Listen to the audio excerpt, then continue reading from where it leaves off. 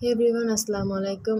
কালকে আমি সকালে ঘুম থেকে উঠেছিলাম প্রায় 4:30টার দিকে। আমি আমার পড়াগুলো রিভাইজ দিয়েছিলাম, যেহেতু আমার এক্সাম ছিল। আর সকালে পড়তে আমার খুবই ভালো লাগে। দেন আম্মু গাছ থেকে একটা পাকা আম নিয়ে আসে, এটা খুবই পুরো হলুদ হয়ে গেছিলো। আর আমার অ্যালোভেরা গাছটা একটু ক্লিক নিয়ে নিলাম। দেন আম্মুকে বললাম আমটা কেটে দিতে।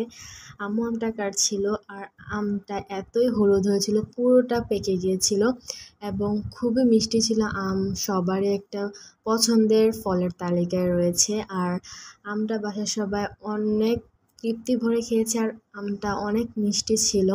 আর আম্মু হচ্ছে গাছ থেকে কিছু শাক পেড়ে এনে আম্মু ওগুলো নিজের হাতে লাগিয়েছিল।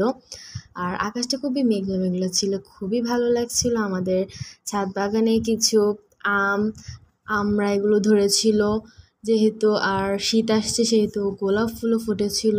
আর দুপুরের লাঞ্চটা সিম্পলভাবেই শেষ করেছি, আর লাঞ্চটা খুবই মজা হয়েছিল। আপনারা সাজেস্ট করবেন এই বোতলটাতে কী লাগানো যায়। দেন সন্ধ্যার সময় চিকেন নাগেটস তৈরি করা হয়েছিল, যেগুলোতে চিকেন ভরপুর ছিল। বাসায় প্রথমবার চিকেন নাগেটস তৈরি করা হয়েছিল, খুবই মজা ছিল। Thank you for watching this video.